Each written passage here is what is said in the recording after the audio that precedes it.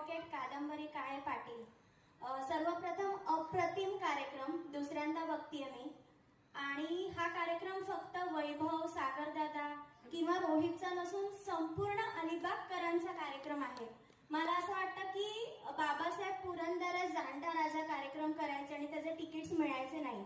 ही अशीच वेळ या कार्यक्रमाची भविष्यात नक्की येणार आहे, माझं वाक्य लिहून ठेवा।